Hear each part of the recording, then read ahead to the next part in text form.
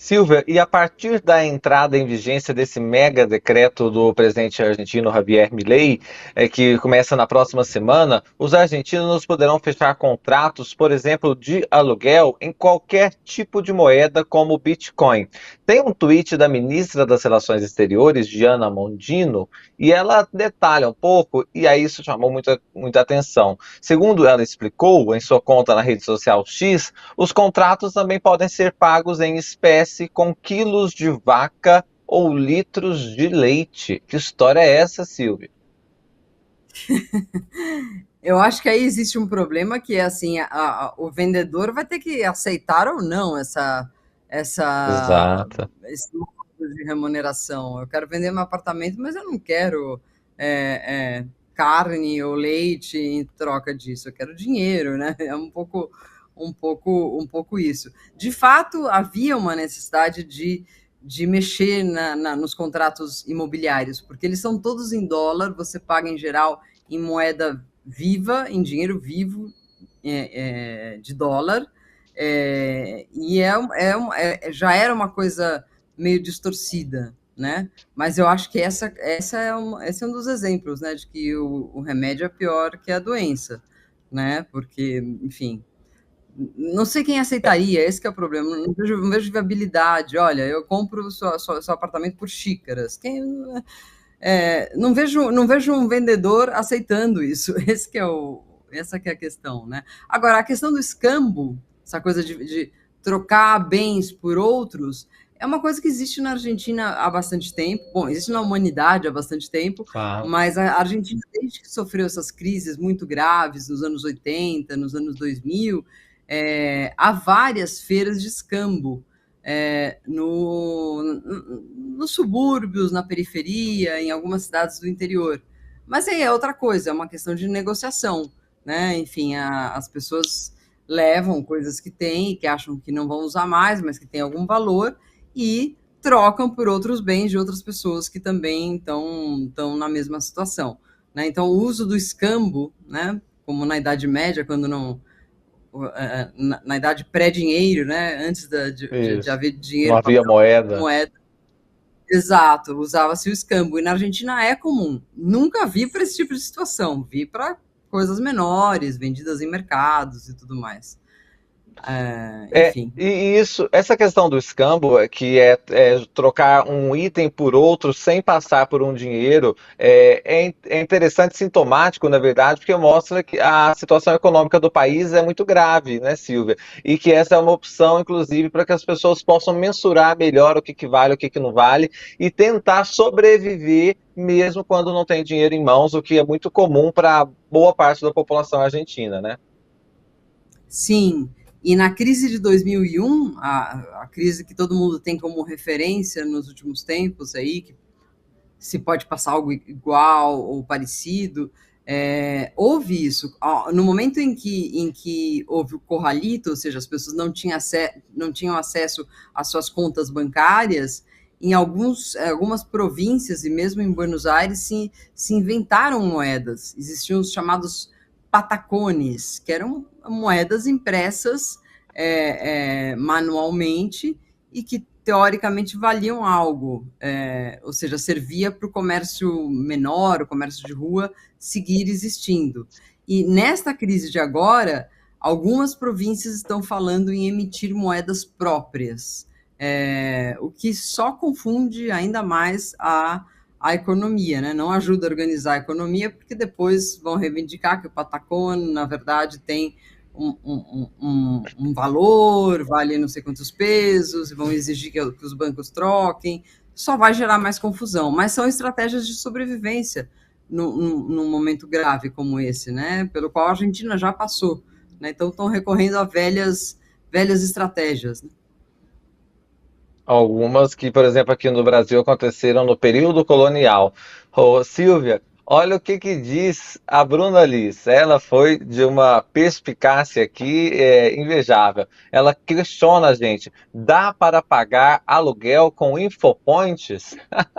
Bom, se quem estiver alugando quiser, né, Silvia, acho que é possível, porque como pode ser qualquer tipo de troca, então muito bem sacado o comentário da Bruna Liz, muito bom. E tem esse aspecto ainda. A Mara Luque, ela comentava naquele dia lá da assunção do Milei, da posse dele, que são as criptomoedas, que seria também uma âncora que poderia ter na economia da Argentina. Havia especulações sobre isso. É uma possibilidade também, por exemplo, os bitcoins. Mas a questão da criptomoeda não avançou também, né, Silvia? Ela vem sendo conversada, ela vem sendo debatida, mas ela vinha sendo mais colocada na pauta quando estavam entre os principais nomes da equipe econômica algumas pessoas que saíram porque entraram economistas do Macri, economistas do partido do Macri, inclusive o ministro da Economia. Mas a ideia era de fazer uma dolarização parecida com a de El Salvador. E a de El Salvador passou pelo cripto, ou seja, já não existe a moeda local, o colón, existe criptomoedas e existe dólares. Então você pode pagar com uma coisa ou com outra. O cripto seria tipo uma moeda intermediária entre você trocar o seu colón primeiro, a sua moeda local, para depois trocar por dólares. Essas operações vão ficar mais fáceis, fáceis no sentido do que o Milei quer, né, de dolarizar a economia. Mas eu acho que isso é bem capaz que comece a acontecer, né?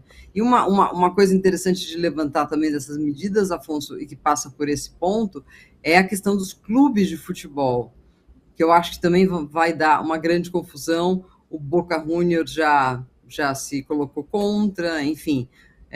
A ideia de você vender clubes de futebol argentino para o exterior, como acontece na Inglaterra e em outros locais, né? Enfim, na Argentina os clubes pertencem aos sócios, que pagam as suas mensalidades e tudo mais, mas esse modelo parece não estar rendendo. Então, a ideia agora a ideia do Milei, a ideia ideal do Milei seria transformá-los em sociedades anônimas, que seria um primeiro passo para que eles pudessem ser negociados até com grupos do exterior, em dólares. Pois é. Interessante também, porque a Argentina é muito ligado ao futebol. Silvia, quem comentou a situação desse mega decreto foi o ex-presidente Alberto Fernandes. E ele criticou esse decreto de necessidade e urgência, DNU, que você tem trazido aqui para a gente, e que viabiliza essa desregulação da economia do país, né?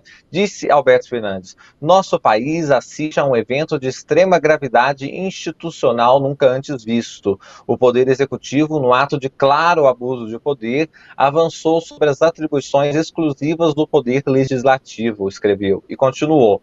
É evidente que o presidente Javier Milei golpeou o sistema republicano de governo e adotou medidas em detrimento da indústria nacional, dos bens e recursos do Estado e dos direitos dos trabalhadores.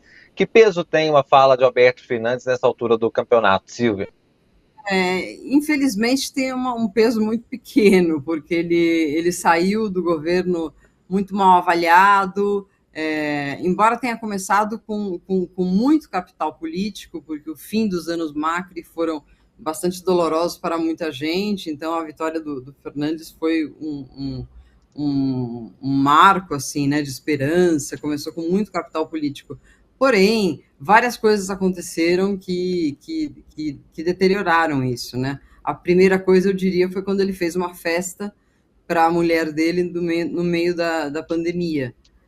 A partir daí foi costa abaixo, né, como se diz. Ele perdeu muita popularidade, as pessoas já não respeitaram mais, e nos últimos 6 meses, diria até no último ano, foi muito difícil ver o Alberto Fernandes falando, indo a eventos, a figura dele diminuiu muito. Mas é certo, ele é professor de direito, o que ele está dizendo nesse tweet é absolutamente correto. É um salto às instituições, é um desprezo ao legislativo que ele já mostrou no primeiro dia da posse dele, quando ele já discursou de costas para o Congresso, né, já mostrou um certo desprezo, desprezo esse que vem aumentando, né, porque ameaça passar muita coisa por decreto, as coisas mais complicadas por decreto, e o Congresso teria que juntar forças nas duas casas para derrubar esses DNUs. Não sei se irá conseguir.